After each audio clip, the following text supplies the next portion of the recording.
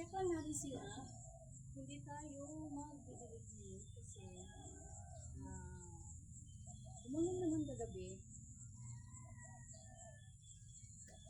Ito isa, okay na. Ayan.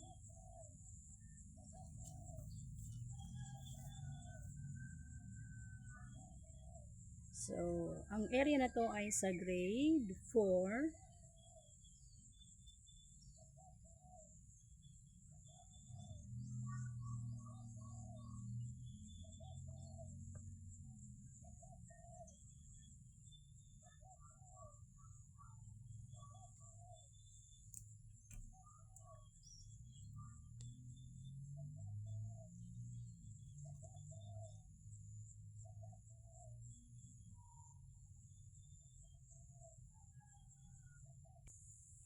So, dito naman tayo sa mga upo.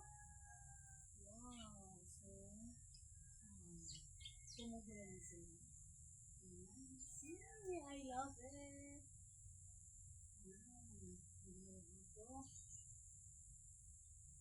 Ito din, meron na. Ayan siya.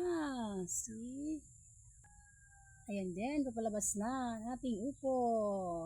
Ayan, lalo na ito, lilipat ko yung isa kapag ano na, ready na to transfer yung isa dito. Ayan. Eto din, lumabas na si Upo. Hello, good morning Upo.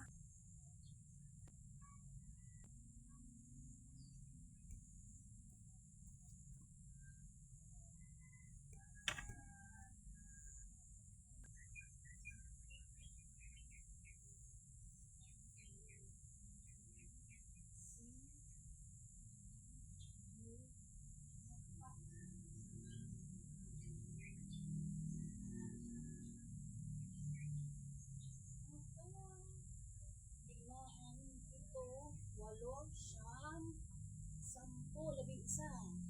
So, 11, ilan yung walang?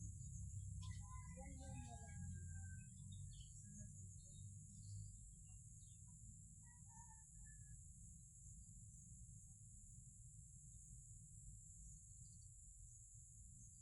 Anim. So, ano yung wala pang, nag-germinate? Ilan yung tigdadalawa dito?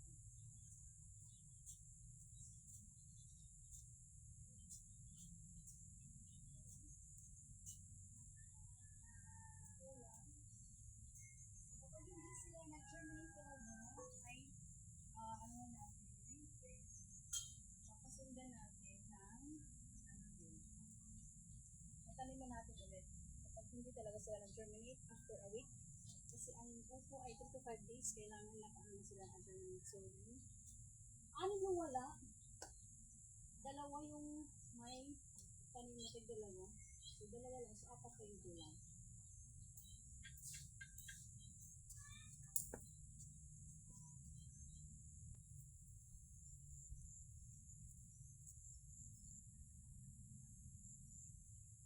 Ito yung sinasabi ko na kailangan sila i-check kasi baka natutumba na. So, yan, tatayo.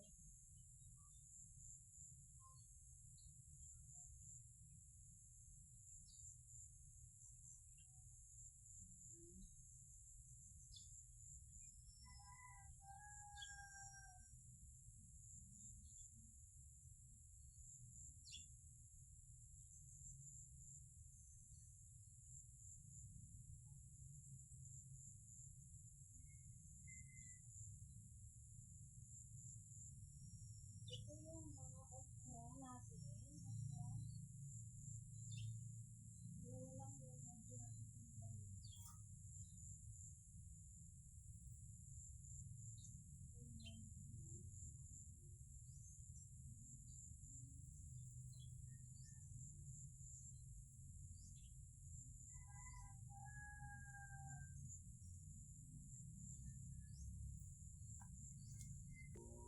So, dito naman tayo. Ayan, si pipino natin.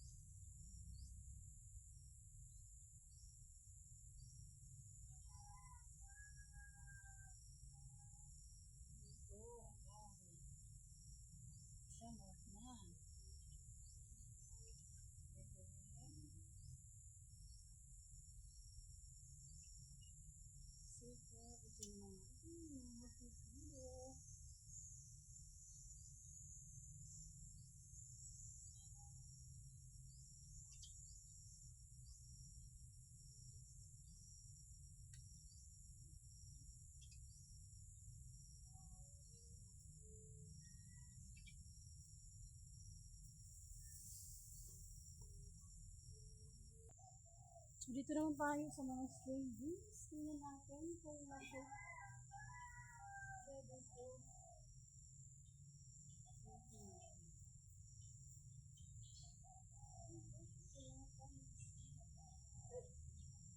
Hello, strangers! Dalaw-dalaw na kayo. Mag-sprout na kayo. Mag-ano na kayo. Mag-germinate na kayo. Asa na ba kayo? Alam, wala pa sila. Kasi ano lang, noong July 15, pack ko pa lang sila. I-dinirect sa akin. 15, so 2 days pa lang. So within 3 to 5 days, kailangan kayo mag-germinate. Please lang. Germinate na kayo. Bibig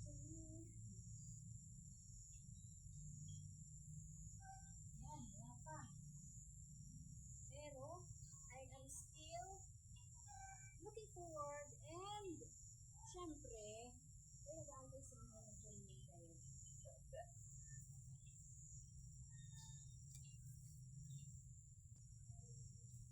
Okay, dito din check natin baka meron na. Meron na ba?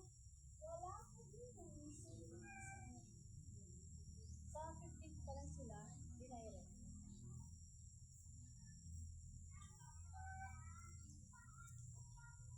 Sige lang, may time pa naman.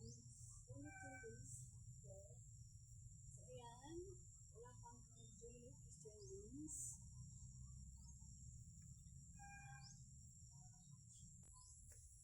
Dito naman tayo sa ating mga pula. Wow! Ang ating kamatis ay ready to transplant na. At saka yung ating mga talong.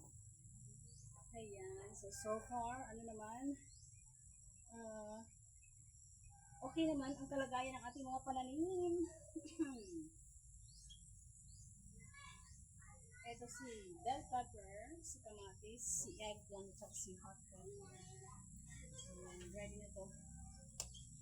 So, yun lang everyone. Bye-bye and good morning.